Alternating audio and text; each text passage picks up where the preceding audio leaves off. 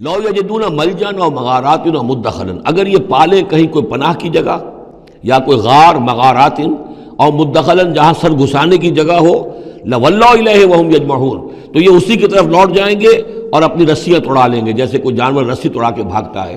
یہ تو خوف ہے ان کا کہ اب دین غالب آ گیا جزیرہ نما عرب میں، اب جائیں کہاں ہم؟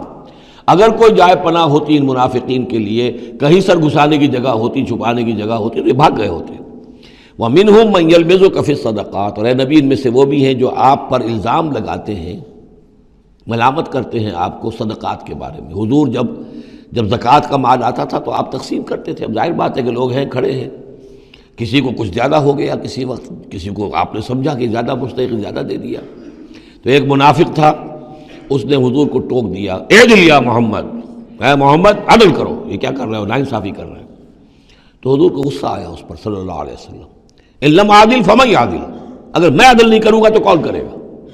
لیکن یہ کہ بہرحال اس کا بھی ذکر ہو رہا ہے، وَمِنْهُمْ مَنْ يَلْمِزُكَ فِي الصَّدَقَاتِ، ان میں سے وہ لوگ بھی ہیں جو آپ پر طعن کرتے ہیں خیرات کے بانٹنے میں، صدقات اور زکوٰۃ کی تقسیم میں۔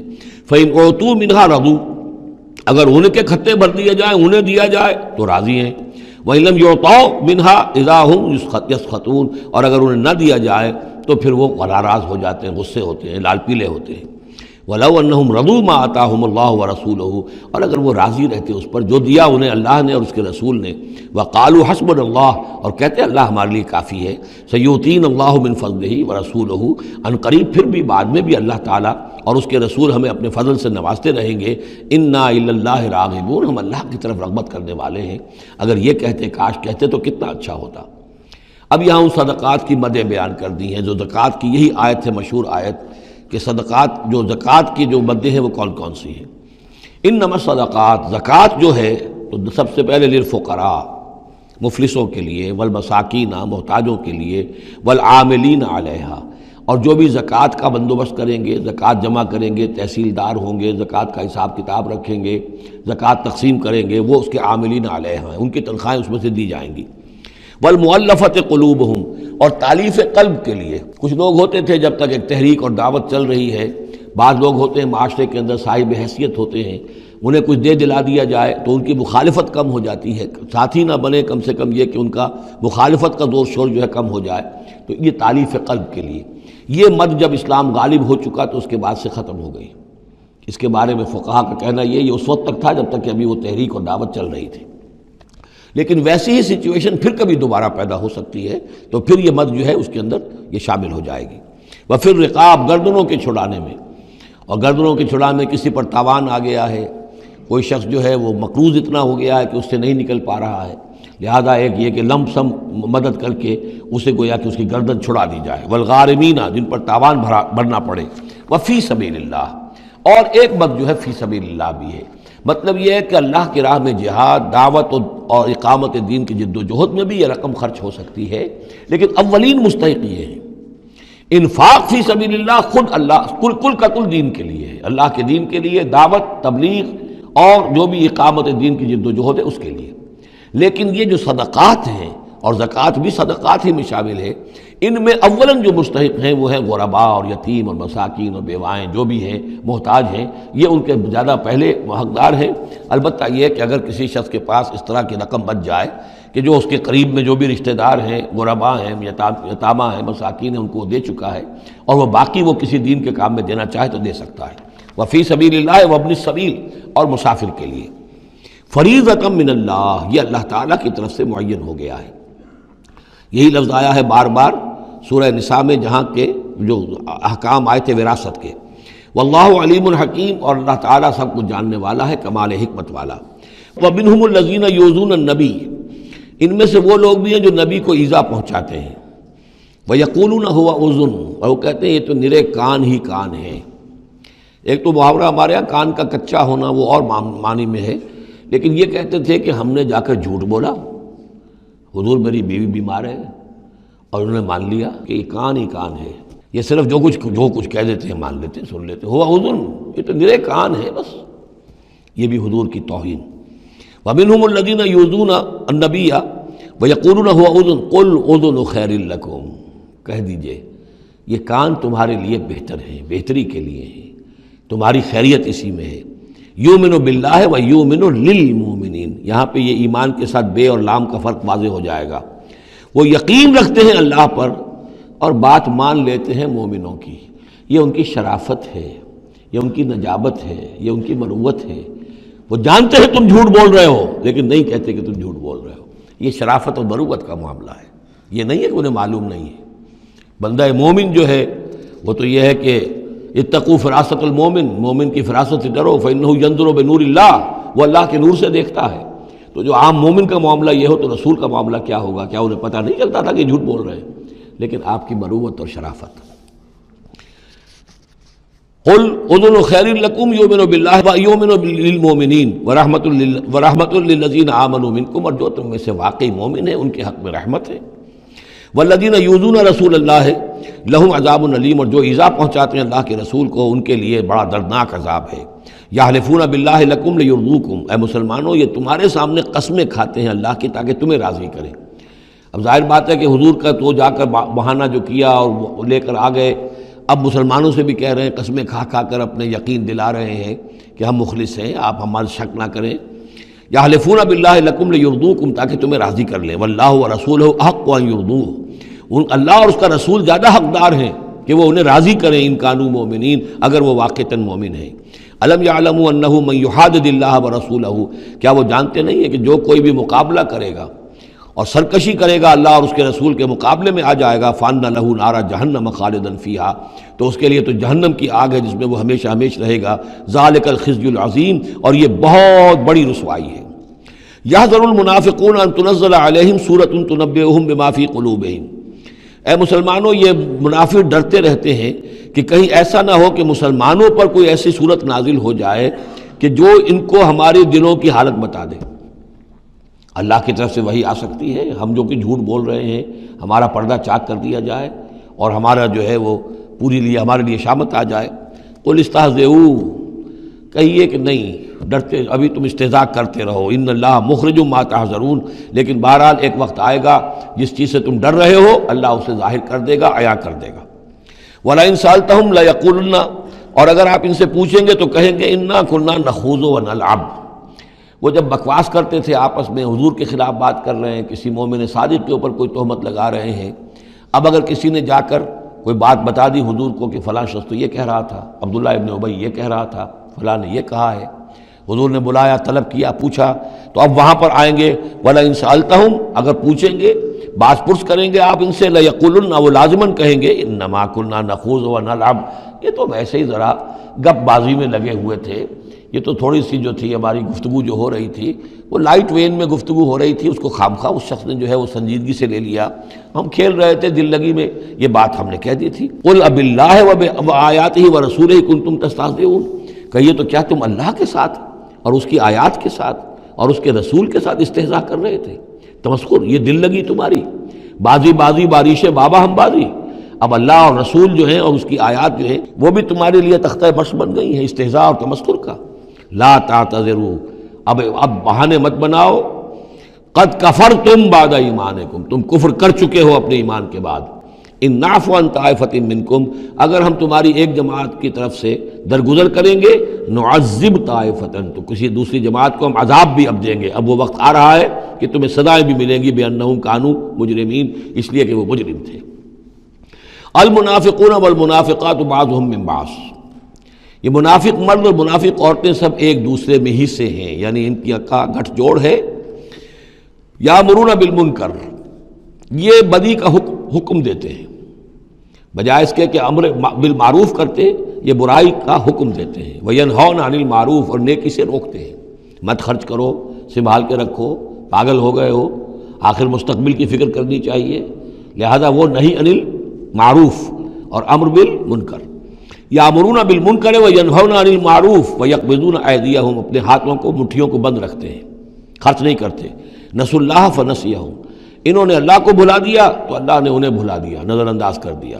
ان المنافقین هم الفاسقون، یقیناً یہی منافق ہیں کہ جو سرکش ہیں، نافرمان ہیں۔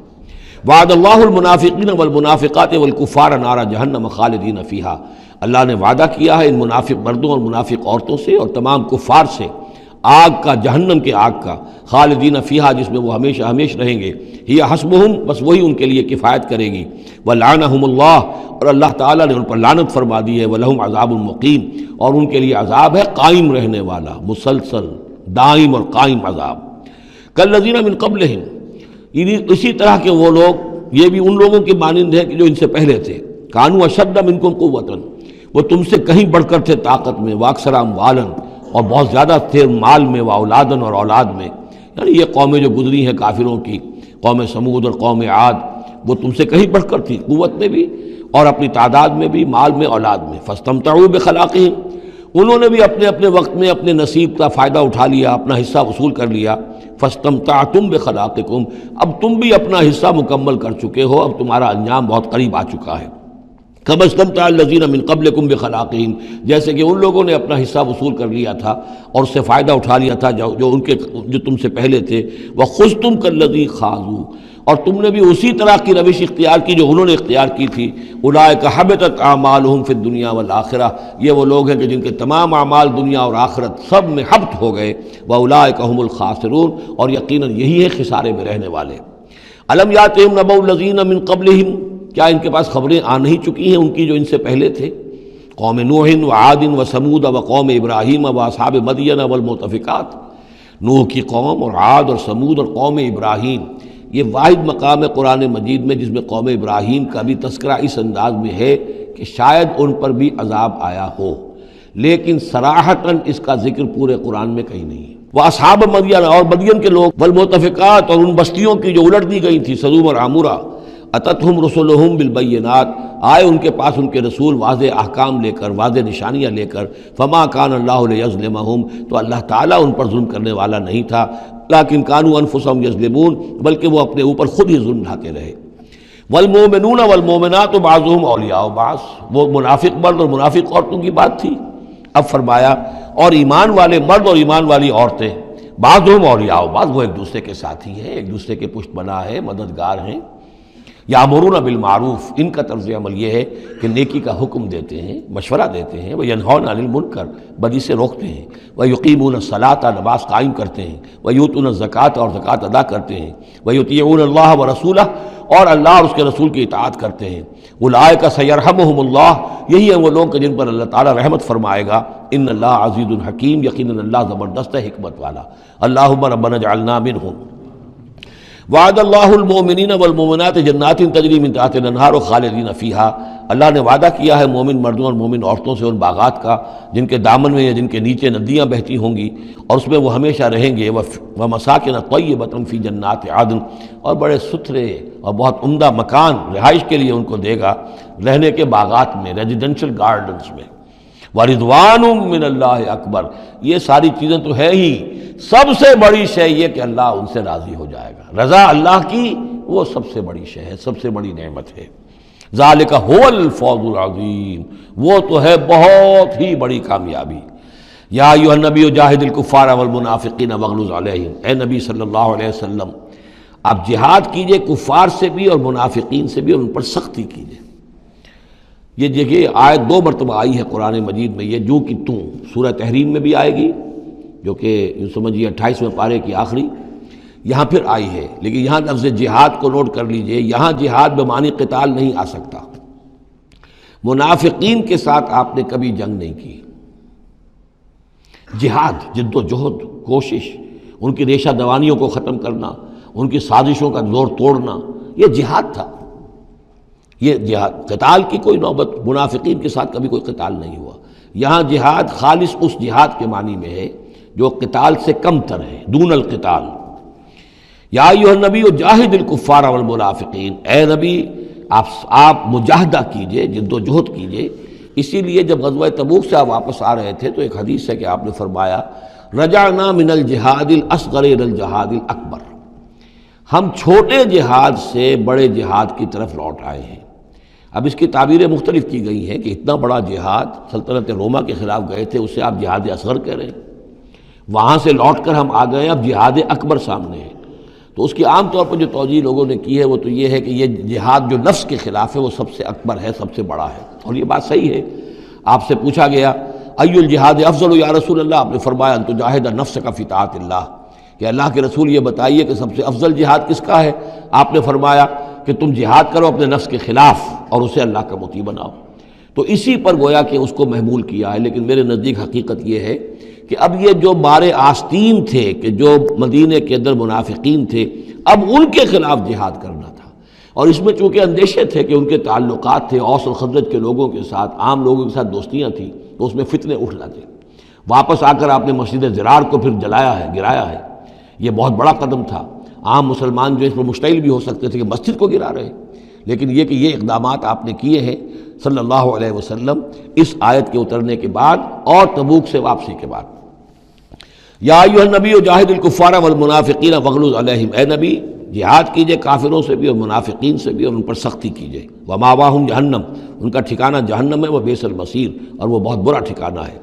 یحلفون باللہ ما قالوا، وہ اللہ کی قسم کھا کر کہتے ہیں کہ ہم نے یہ بات نہیں کہی، کوئی بات جو بھی آئی، کوئی غلط بات کہی، کوئی استہزاء کیا، کوئی تمسخر اڑایا۔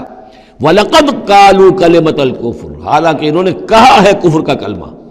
یہ ایک بات انہوں نے کہی تھی، اس کا ذکر آ جائے گا تفصیل سے سورہ منافقون میں 28ویں پارے میں، واقعہ وہاں تفصیل سے آیا ہے۔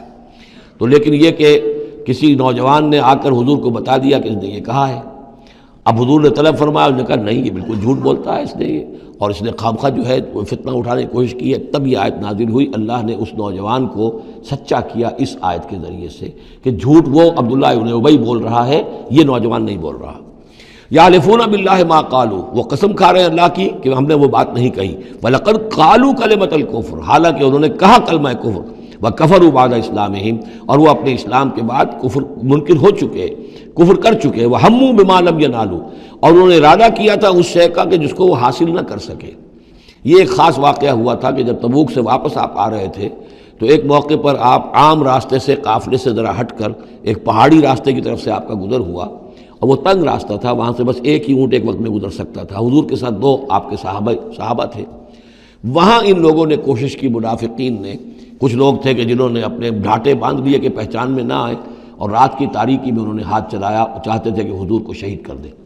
بہرحال وہاں پر جو ہے کسی طریقے سے جو 2 آپ کے جانثار ساتھی تھے انہوں نے انہیں کھدیڑا، مار کر بھگایا۔ پھر حضور نے ان کو بتا بھی دیا تھا، جن میں حضرت حذیفہ ابن یمان بھی تھے رضی اللہ تعالی عنہ، اور حضرت عمار تھے، عمار ابن یاسر۔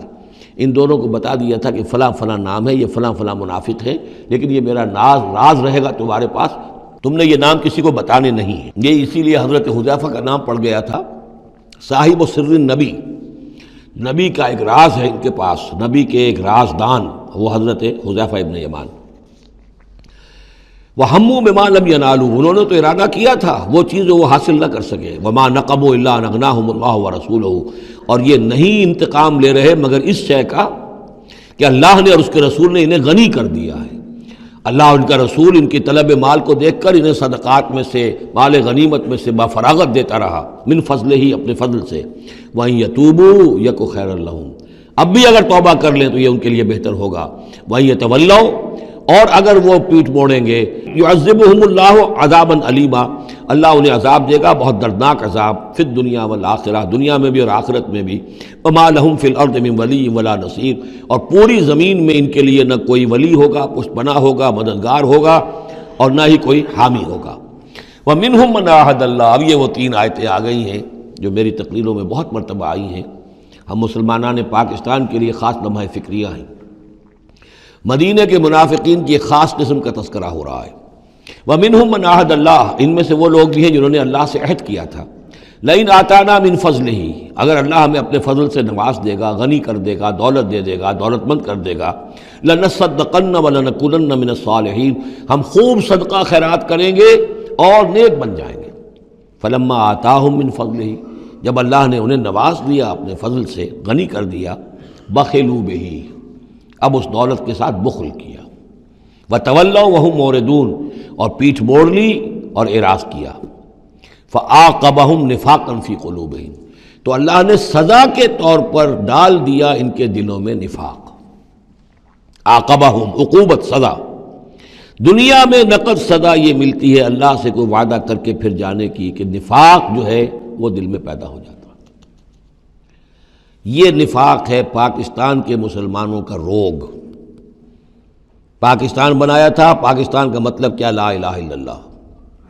ہندوستان کے مسلمان نے ووٹ دے کر اپنا فرض کفایہ ادا کر دیا کہ جاؤ بھائی، تم جو ہم پہ گزرے گی سو گزرے گی، تم جاؤ اور اسلام قائم کرو۔ ہم نے کیا کیا ہے؟ 50 برس سے زائد ہو گئے، کیا کیا ہے؟ اسلام کہاں ہے؟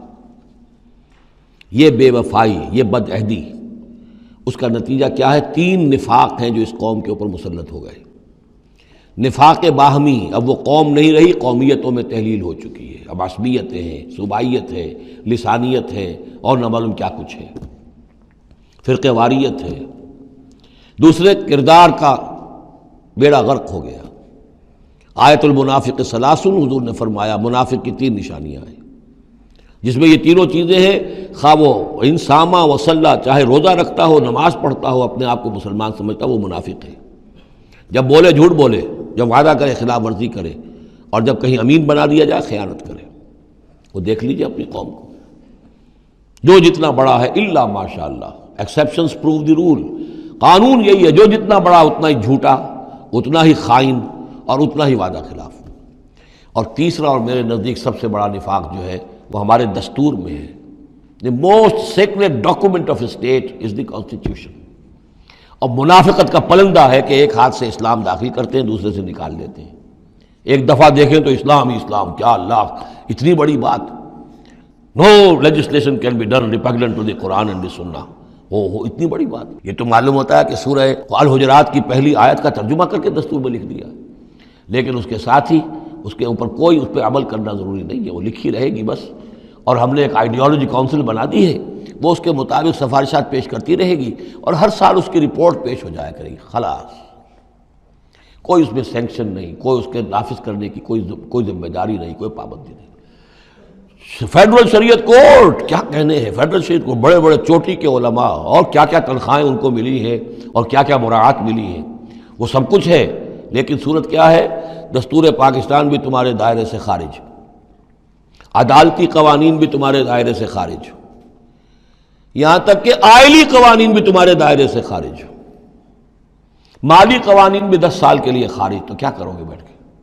تنخواہیں لو اور ایکسرسائز ان فیوٹیلیٹی، وقت گزارو، اللہ اللہ خیر صلی اللہ۔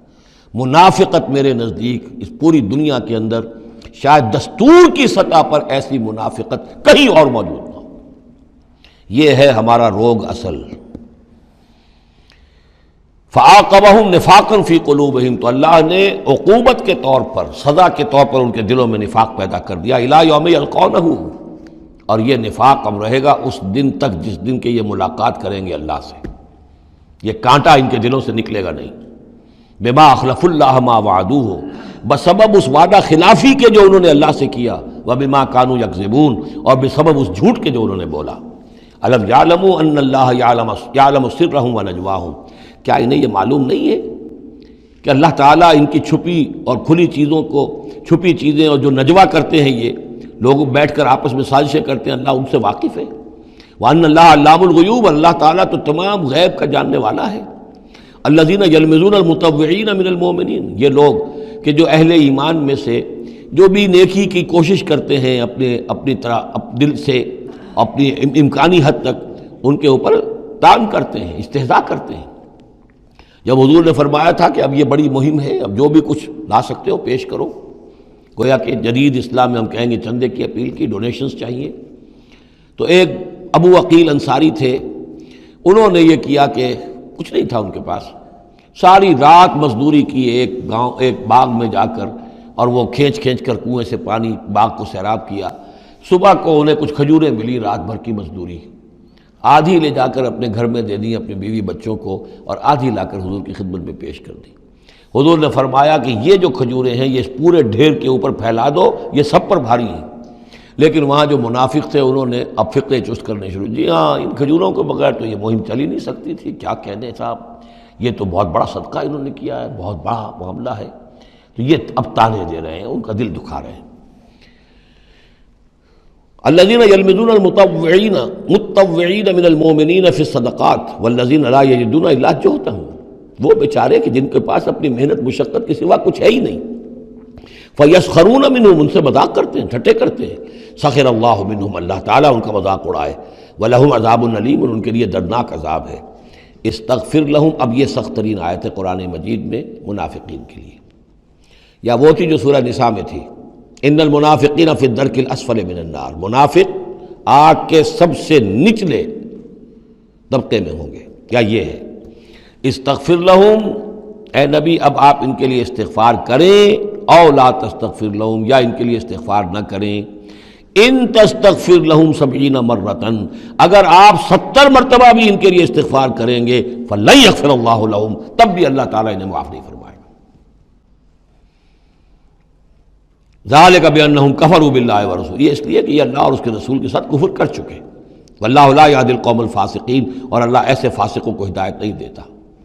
فرح المخلفون بمقعدہم خلاف رسول اللہ وکرہوا ان یجاہدوا باموالہم وانفسہم فی سبیل اللہ، بہت خوش ہو گئے وہ پیچھے رہ جانے والے جنہوں نے اجازتیں لے لی تھی حضور سے، ایگزمپشن لے لی تھی اپنے بیٹھ رہنے پر اللہ کے رسول کے پیچھے، اور انہوں نے برا سمجھا، ناپسند کیا کہ وہ جہاد کرتے اپنی جانوں اور مال کے ساتھ اللہ کی راہ میں۔ وقالوا لا تنفروا فی الحر، اور وہ دوسروں سے بھی کہہ رہے تھے ہم تو لے آئے چھٹی رخصت لے آئے ہیں، تم بھی ذرا عقل کے ناخن لو، کہاں جا رہے ہو اس گرمی میں، اس شدید موسم کے اندر جا رہے ہو، پاگل ہو گئے؟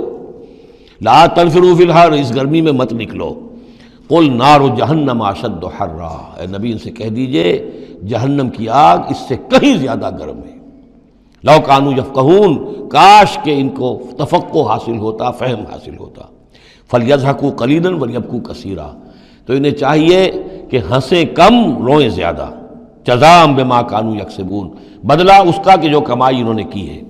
فإن رجعک اللہ الی طائفۃ منہم، تو اے نبی اگر اللہ تعالیٰ آپ کو لوٹا کر لے جائے، یہ 4 رکوع تو ختم ہو چکے تھے، 9ویں رکوع پر ان کے بارے میں تو تیقن کے ساتھ معلوم تھا کہ وہ غزوہ تبوک پر روانگی سے قبل آئے ہیں، یہ درمیان کا ہے کہ کچھ جاتے کچھ آتے، کچھ غزوہ تبوک کے وقت عین تبوک میں بھی وہی نازل ہوئی ہے، تو یہ وہ آیات ہے۔ فَإِن رَجَعَكَ اللَّهُ، ظاہر بات ہے یہاں معلوم ہو رہا ہے کہ یہ کہیں تبوک میں یہ آیت نازل ہوئی ہے۔ اگر اللہ آپ کو لوٹا کر لے جائے ان کے کسی گروہ کے پاس، فَاسْتَأْذَنُوكَ لِلْخُرُوجِ، اور پھر وہ آپ کے ساتھ نکلنے کی اجازت مانگے کسی اور دشمن کے خلاف، فَقُلْ لَن تَخْرُجُوا مَعِيَ أَبَدًا، کہہ دیجیے گا اب تم میرے ساتھ کبھی نہیں نکلو گے، وہ آخری امتحان تمہارا ہو چکا، تم ناکام ہو چکے۔ وَلَن تُقَاتِلُوا مَعِيَ عَدُوًّا، اور اب میرے ساتھ کسی دشمن کے ساتھ، میرے ساتھ ہو کر کسی دشمن کے ساتھ جنگ کرنے کا تمہیں موقع نہیں ملے گا۔ اِنَّكُمْ رَضِيتُمْ بِالْقُعُودِ أَوَّلَ مَرَّةٍ، تم پہلی مرتبہ راضی ہو گئے تھے بیٹھے رہنے پر، نفیر عام ایک ہی مرتبہ ہم نے کی اور تم پیچھے رہنے پر، بیٹھ رہنے پر راضی ہو گئے۔ فَاقْعُدُوا مَعَ الْخَالِفِينَ، اب ہمیشہ کے لیے پیچھے رہنے والوں کے ساتھ بیٹھ رہو۔ وَلَا تُصَلِّ عَلَىٰ أَحَدٍ مِّنْهُمْ مَاتَ، اور اے نبی ان میں سے کوئی مر جائے تو اس کی نماز جنازہ ادا نہ کیجیے، ابداً، کبھی بھی۔ وَلَا تَقُمْ عَلَىٰ قَبْرِهِ، اور اس کی قبر پر آپ کھڑے نہ ہوں۔ یہ دیکھیے یہ اب ان کی رسوائی کا سامان ہو رہا ہے، ابھی تک تو پردے پڑے ہوئے تھے، لیکن اب یہ ہے کہ حضور جو ہے جب انکار کرتے تھے کسی کی نماز جنازہ پر جانے سے معلوم ہو جاتا تھا کہ یہ منافق ہے، حضور نے اس کی نماز جنازہ میں شرکت سے انکار کیا۔ وَلَا تُصَلِّ عَلَىٰ أَحَدٍ مِّنْهُمْ مَاتَ أَبَدًا وَلَا تَقُمْ عَلَىٰ قَبْرِهِ، اور مت کھڑے ہوئیے اس کی قبر پر۔ إِنَّهُمْ كَفَرُوا بِاللَّهِ وَرَسُولِهِ، یقیناً انہوں نے کفر کیا ہے اللہ اور اس کے رسول کے ساتھ۔ وَمَاتُوا وَهُمْ فَاسِقُونَ، اور وہ مرے ہیں اسی حال میں کہ وہ نافرمان تھے۔ وَلَا تُعْجِبْكَ أَمْوَالُهُمْ وَأَوْلَادُهُم، یہ آیت پہلے بھی آ چکی ہے، آیت نمبر 55، صرف وہی ایک فرق ہے اس میں، وہاں فَلَا تُعْجِبْكَ ہے، یہاں وَلَا تُعْجِبْكَ، آپ کو زیادہ پسند نہ آئیں، اچھی نہ لگیں، نہ ان کے اموال نہ ان کی اولاد۔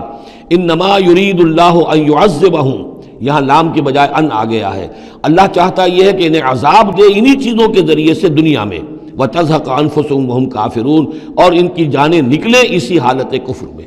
بارک اللہ لی ولکم فی القرآن العظیم ونفعنی وإیاکم بالآیات والذکر الحکیم۔